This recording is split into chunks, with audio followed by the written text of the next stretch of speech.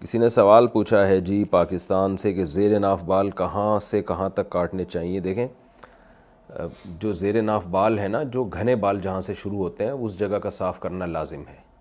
تھوڑا حیا کے خلاف مسئلہ ہے، لیکن ظاہر ہے اس میں بہت سے لوگ یہ سوال پوچھتے ہیں اور ضرورت بھی ہے، شریعت کا حکم بھی ہے کہ یہ جو قضائے حاجت کی جگہ ہے وہاں کے بال بھی صاف کرنے چاہیے، کیونکہ زیر ناف بالوں کی صفائی کا حکم طہارت کی وجہ سے ہے. اس میں پسینہ اور میل اور یہ سب چیزیں اٹکتی ہیں، تو یہ خطرہ قضائے حاجت کی جو جگہ ہے وہاں پر بھی ہے، تو اس کو بھی کاٹنا چاہیے.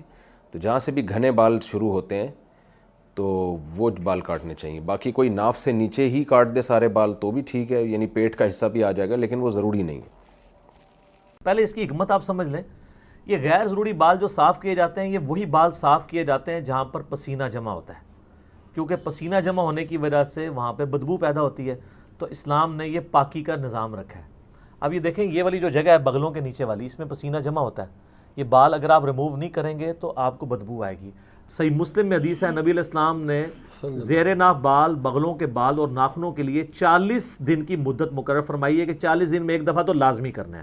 ویسے تو ہر ہفتے میں ایک دفعہ کرنے چاہیے. مسلم شریف میں حدیث ہے، بخاری مسلم دونوں میں حدیث ہے کہ جمعے کا غسل ہر مسلمان پہ، مرد و عورت کے اوپر، مسلم کے اوپر، اس میں مسلم کے الفاظ ہیں سر، بریلوی دیوبندی نہیں ہے، اہل حدیث نہیں، شیعہ نہیں، یہ واجب ہے. اور اس کی ایکسپلینیشن صحیح مسلم میں کہ ہفتے میں کسی ایک دن کریں، جمعے کا دن ہو تو زیادہ بہتر ہے. جس میں الفاظ ہیں جس میں وہ اپنے جسم کی صفائی کرے. صفائی میں صرف میل اتارنا نہیں ہے، یہ غیر ضروری بالوں کو بھی صفائی کہا جاتا ہے. یہ عربی لنگوسٹک میں محاورتاً بات یوز ہوتی ہے. تو یہ ان جگہوں پہ پسینہ جمع ہوتا ہے. اسی طریقے سے جو ران کے جو جوڑ ہیں وہاں پہ پسینہ جمع ہوتا ہے، جس کو آپ یعنی تھائی کہہ لیں. تو تھائی پوری کے بال ریموو نہیں کرنے ہوتے، صرف اتنے حصے کے جو شرمگاہ کے ساتھ ٹچ کر رہا ہوتا ہے. اسی طریقے سے یعنی بعض لوگ بالکل ناف کے عین نیچے سے بال صاف کرنا شروع کر دیتے ہیں، وہ کہتے ہیں زیر ناف ہے. وہ زیر ناف اس لیے کہا جاتا ہے، وہ ناف کے تو نیچے ہی ہے نا، عین زیر ناف لفظ نہیں ہے وہ. تو ان کی ظاہر ہے ان کو کوارڈینیٹس ڈیفائن کرنے کے لیے زیر ناف کہا جاتا ہے، ٹھیک ہے. ورنہ تو ہم بغلوں کے نیچے جو کہتے ہیں بغلے تو یہ یہاں تک تو نہیں ریموو کرنے، وہ یہی والے ہیں، ٹھیک ہے. اینٹی وینم بھی ہو گیا. تو زیر ناف سے مراد ہے کہ جتنے حصے میں یعنی شرمگاہ ٹچ کرتی ہے، چاہے وہ ران والا حصہ ہو یا اوپر والا.